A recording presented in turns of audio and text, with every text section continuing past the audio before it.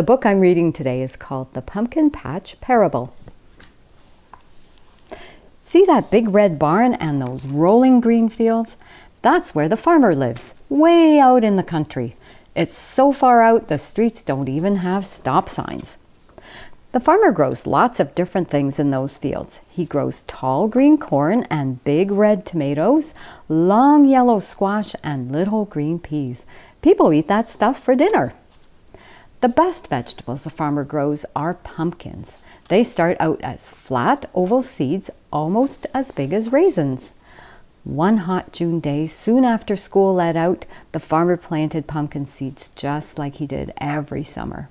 The seeds disappeared into the ground in nice neat rows and grew there in the dark all through the 4th of July. Early one morning, a tiny green shoot quietly peeked its way out of the soil. Soon, a long green vine stretched across the ground. From that vine, little buds sprouted into wide green leaves. The leaves spread out flat to catch the August sun. Someday, those little green buds would turn into big orange pumpkins. But not yet. The patient farmer waited and waited. The pumpkins began to grow. How different they looked. Some were tall and lean. Some were short and round. Some had lumps and bumps. All of them were pumpkins. October came at last. The sky was bright blue and the air was cooler. Every night it got dark earlier than it did the night before. It was time for the farmer to harvest his pumpkin crop. The farmer's many workers brought lots of ripe pumpkins in from the fields. Which one would he choose first? The farmer picked up one large pumpkin, being very careful not to let it slip through his hands. Pumpkins are tough on the outside, but break into smithereens if you drop them. He washed off all the dirt, holding on tight. Next came the messy part. Pumpkins are full of dozens of seeds and lots of slimy pulp. The farmer had a special plan for his chosen pumpkin, so the seeds and the slime had to go. He slowly slid a large knife right into the center of the pumpkin. The pumpkin didn't make a sound because vegetables don't talk.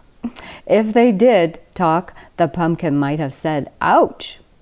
Gently, the farmer cut a round hole in the top of the pumpkin and pulled on the stem.